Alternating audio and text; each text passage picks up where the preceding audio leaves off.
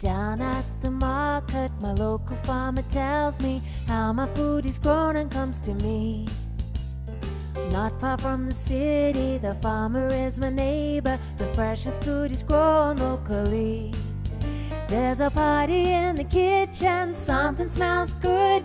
I wonder who the chef could be. It's the kids in the kitchen. Romans, stew, make and bake. Kids in the kitchen. Drizzle, sizzle, roast and toast. Kids in the kitchen. Slice and dice, mix and fix. Kids are in the kitchen, cooking something yummy.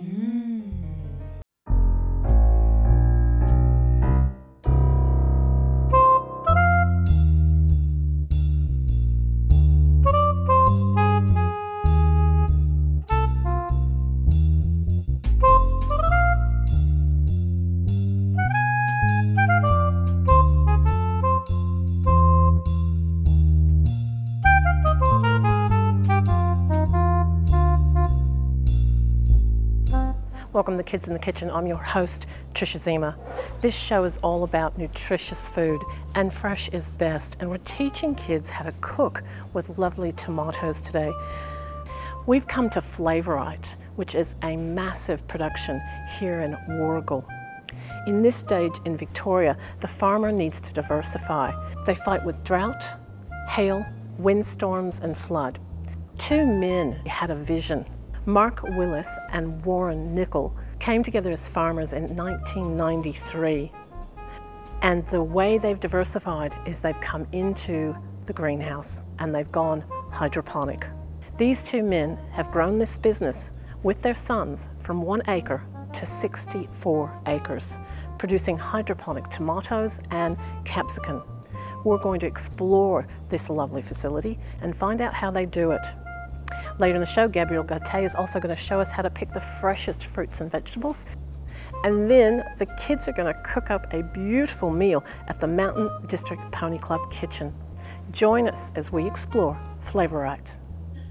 Will, thank you so much for having us. Thanks for coming. I look forward to taking you through the greenhouse. My role is as a senior grower at Flavorite. So I grow both tomatoes and capsicums.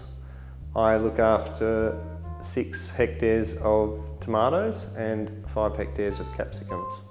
Tomatoes we're producing around 70 kilograms per square metre, and in capsicums we're producing about 30 to 35 kilograms per square metre. Most of the produce ends up in the major chain supermarkets, so like Woolworths, Coles, Aldi, and then we also sell to the Epping market. Well, hydroponic means that we grow in a media that is other than soil, and we basically supply all the minerals and water that the plant needs.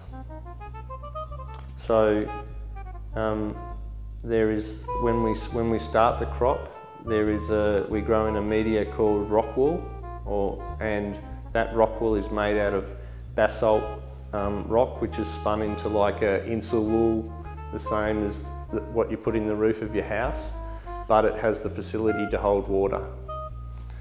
And that's where the roots grow, and that's where they stay for the whole season. And then we feed the plants through a dripper system all the minerals that they need through the whole or for their whole lifespan.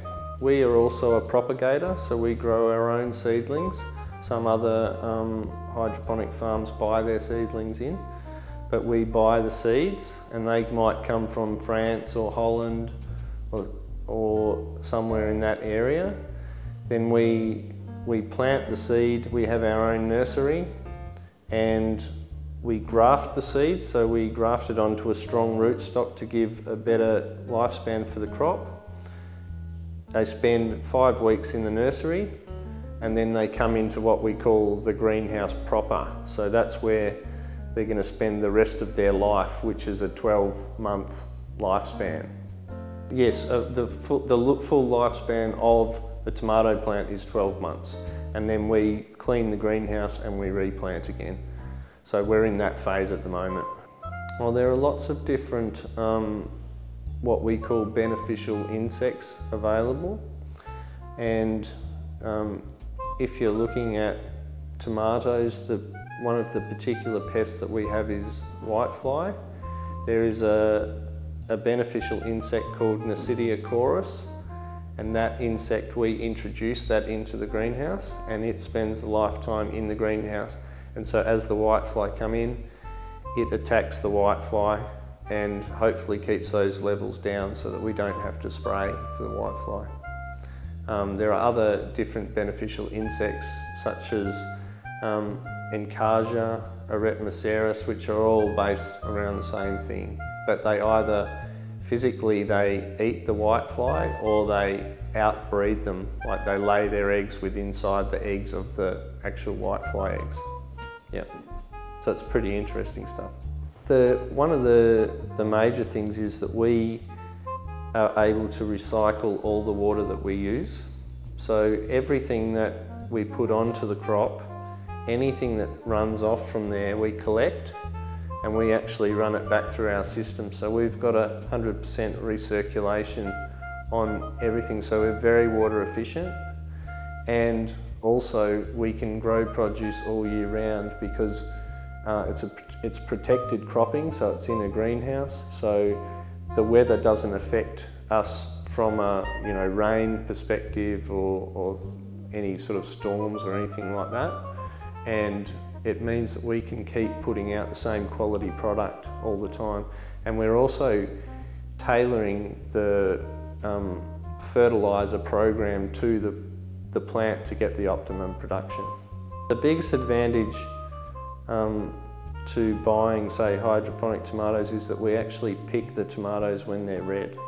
So the terminology is vine ripened. So compared to, say, field tomatoes, they might pick them when they're very green just to get them off the plant, and they have to ripen up. But the sugars that build up in a tomato happen during that ripening process. So you want your tomato to be red because that's what creates the sugar and that's what creates the sweetness in the tomato.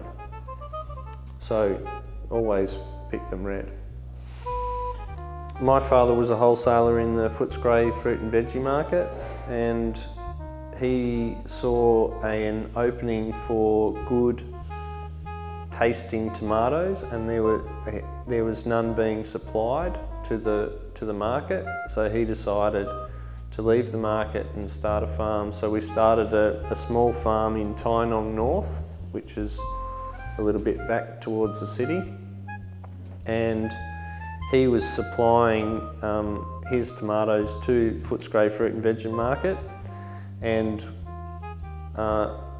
another wholesaler called Warren Nickel, he was buying the tomatoes and he said, "Oh, I've got some land in Warrigal." So that was in 1993, and they formed a partnership.